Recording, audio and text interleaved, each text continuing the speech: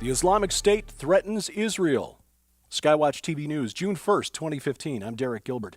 Egyptian media reports that terrorists in the Sinai Peninsula linked to the Islamic State have threatened to strike the southern port city of Eilat in Israel.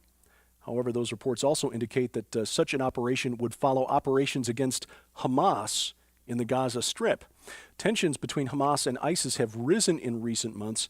In early April, ISIS beheaded leaders of a group at a Syrian refugee camp, the Yarmouk camp. This group was linked to Hamas, and Hamas has sworn revenge. But more than that, Islamic groups with a Salafist theology, such as the Islamic State, regard the conflict between Israel and the Palestinians as a distraction from their true mission.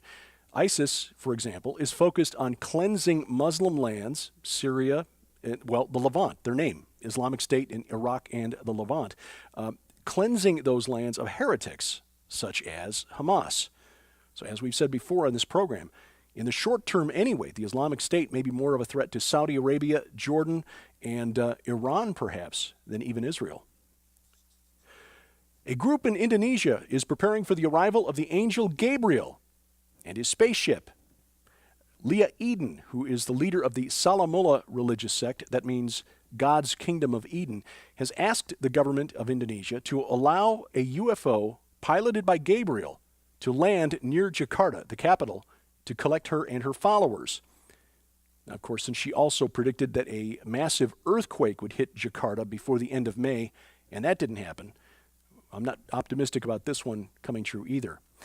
E.T., by the way, may be phoning his banker. The first UFO-themed hotel in the world is scheduled to land, where else? In California, the East California desert town of Baker.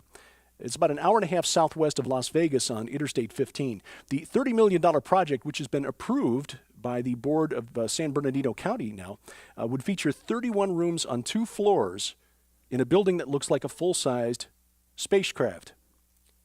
The man behind the project, Luis Ramallo, set up a crowdfunding project on Kickstarter. He's the man behind the Alien Fresh Jerky chain in California, which he founded near Area 51 in Nevada before moving to Baker, California.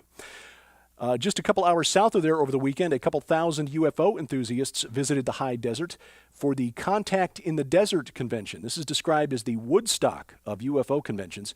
It's their third year, bigger than ever. About 2,000 attendees showed up to hear from ancient alien evangelists such as Eric Von Daniken, Giorgio Tsoukalos, the crazy hair guy from the History Channel, Jason Martell, David Wilcock, late-night radio host George Noory, ufologists such as Stanton Friedman, Nick Pope, Nick Redfern, and Linda Moulton Howe, conspiracy researchers Jim Mars and Peter Levenda, disclosure advocates Stephen Bassett, Richard Dolan, astronauts Story Musgrave and Edgar Mitchell, who, by the way, is founder of a group called the Institute of Noetic Sciences. They use the scientific method to explore parapsychology and the paranormal. Or as a friend of mine describes it, they're looking for scientific ways to get possessed. Many other speakers at this conference. This was not a discussion, by the way, of the technology required to move alien entities light years across the galaxy to visit our humble planet. This was really a spiritual gathering. People who are seeking answers that we as Christians should be able to provide from the Bible.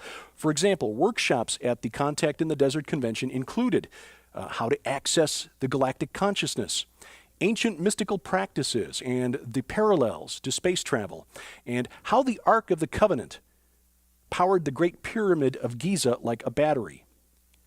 Now, let me address that last one. Unlike, or contrary, to the depiction of the Ark of the Covenant in popular media. For example, the Raiders of the Lost Ark films, which depicted the Ark as a radio to talk to God, or theories such as this one that portrays it as some sort of weapon involving the Great Pyramid of Giza. The Ark of the Covenant, a representation of which you see on your screen here, was essentially God's vehicle on earth.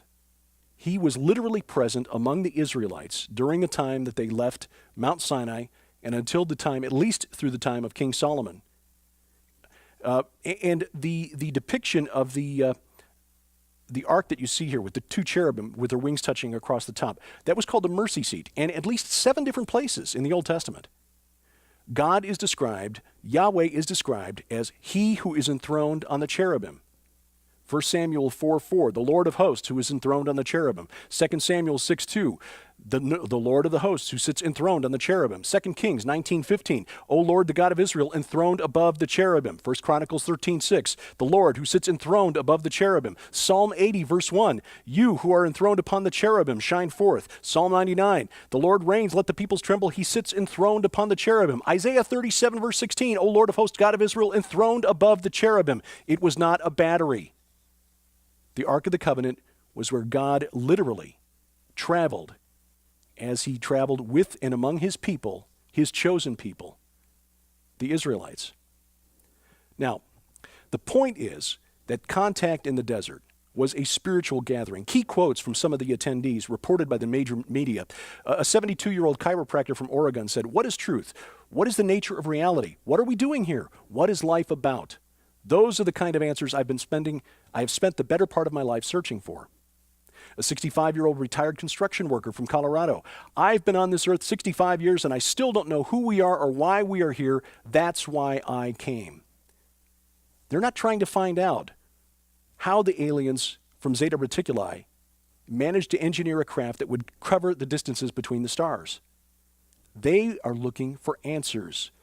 Where did we come from? Why are we here? Where do we go when we die?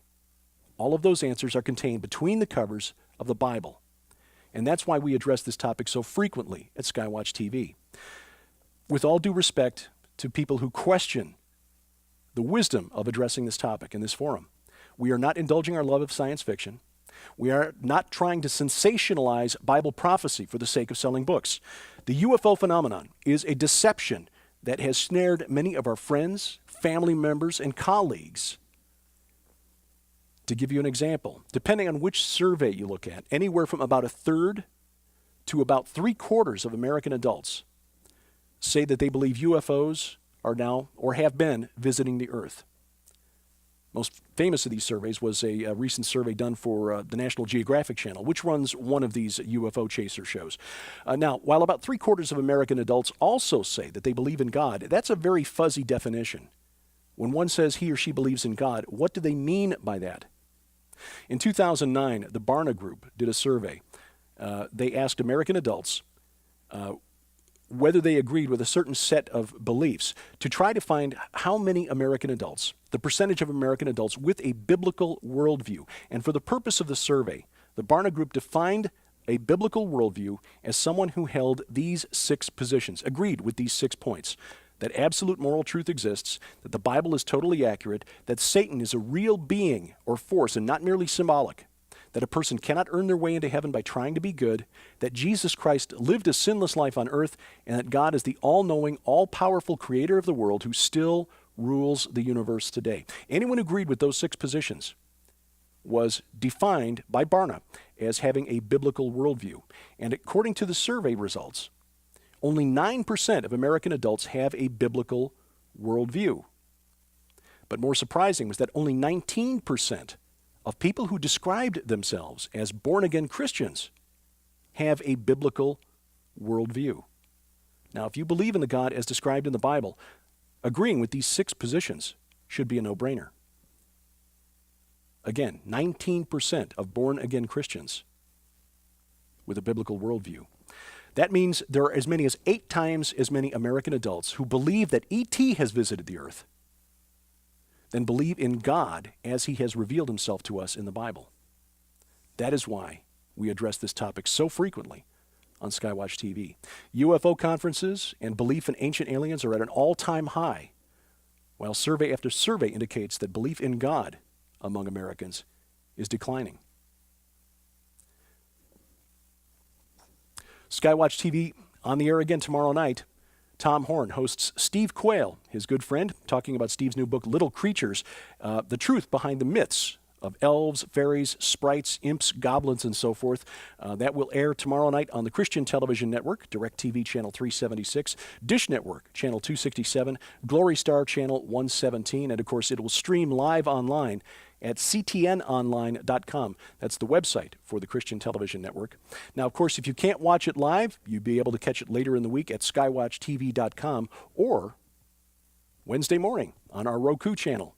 If you haven't added our Roku channel yet to your Roku account, we have complete instructions for you at our website. Just log on to skywatchtv.com/Roku. Your feedback is important to us. We appreciate you taking the time out of your schedule to watch these updates and to watch our programs. Visit our Facebook page, give us a like, and offer your feedback there. Send me an email about these daily news updates and what we can do to make these more informative for you. dgilbert@skywatchtv.com. We thank you for watching as we keep watch. I'm Derek Gilbert, and this is Skywatch TV.